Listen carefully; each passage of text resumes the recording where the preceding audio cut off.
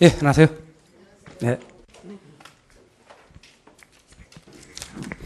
이번 달 3, 4월 과정은 기본서를 조금 여러분들이 읽으시는 그런 과정입니다. 그래서 기본 강의를 듣고 그다음에 기본서를 읽어가는 과정이다라고 생각하시면 좋겠습니다.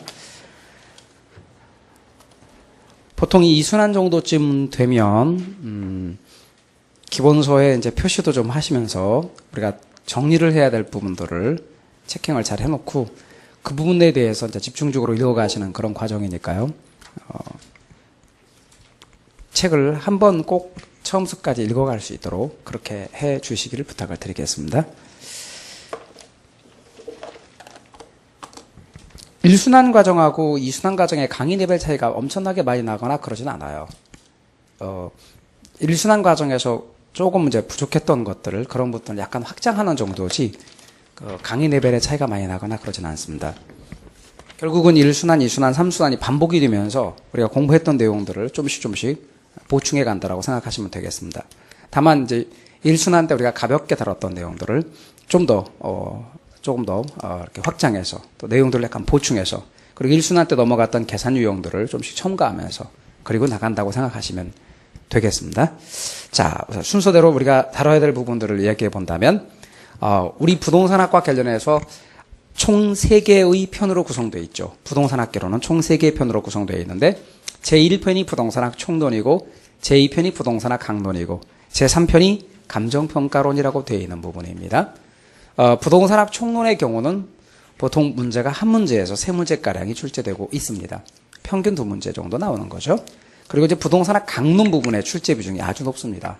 그래서 29문제에서 31문제까지 이렇게 왔다 갔다 하면서 나오는 문제가 강론 부분이고요. 감정평가론은 보통 7문제 정도로 정착이 된 것 같습니다. 6문제에서 7문제 나오는데요. 6문제 나올 때도 있었고 7문제 나올 때도 있었는데 7문제 나올 때가 좀 더 많더군요. 그래서 7문제 정도로 거의 정착이 됐습니다.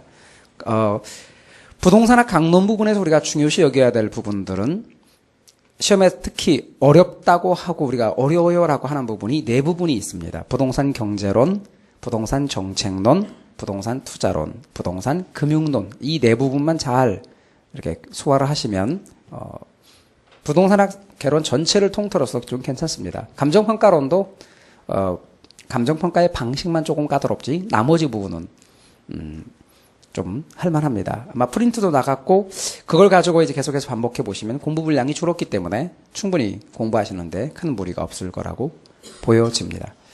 자, 우리 순서대로 부동산학 총론이라고 되어 있는 부분부터 나가도록 하겠습니다. 이 부동산학 총론이라고 되어 있는 부분은 말씀을 드린 것처럼 안 나올 때도 있습니다만 보통 한 문제에서 3문제가량이 출제가 되어지는 부분이다라고 하는 것이고 부동산학 강론을 공부하기 위해서는 좀 기본적인 내용들을 좀 알아야기에 총론이라고 하는 부분들을 다뤄야 된다는 거죠. 자, 우리 순서대로 그 내용들을 차근차근 이야기해 보도록 하죠. 이제 이야기할 주제를 좀 보면은요. 앞쪽에서 이것저것 부동산학 관련되어 있는 정의라든가 그런 것들을 언급해 놓은 부분이 부동산학 서설이라고 되어 있는 부분이고요.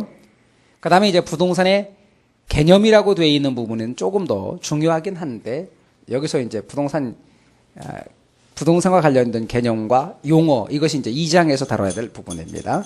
토지 용어를 중심으로 이야기하게 되고 그 다음 부동산 특성은 자연적 특성과 인문적 특성, 부동산의 특성을 이야기하게 됩니다. 자, 그렇다면 이제 부동산학 서설이라고 되어 있는 부분에서부터 할 텐데요. 이 부분의 출제는 거의 아예 안 나오거나 한 문제 정도 나오는 그런 부분입니다. 부동산의 개념도 한 문제 정도 출제되거나 많이 나올 때 2문제 나올 때도 있습니다. 한두 문제. 부동산 특성 보통 한 문제 이렇게 출제가 되고 있습니다. 자, 부동산학 서설이라고 되어 있는 장으로 구분하면 이제 부동산학 총론이 3개 장이니까 그 3개 장의 흐름을 잠깐 보면 먼저 부동산학 서설이라고 되어 있는 부분의 경우를 보면 이 부분에서는 앞쪽 제1장 부분입니다.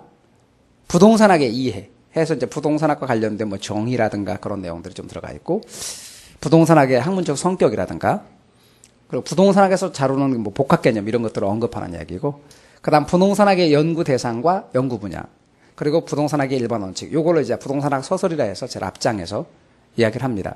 그냥 이것저것 모아놓은 것들을 장 제목 하기가 그래서 부동산학 서설 그냥 이렇게 처음 이야기를 한 것입니다.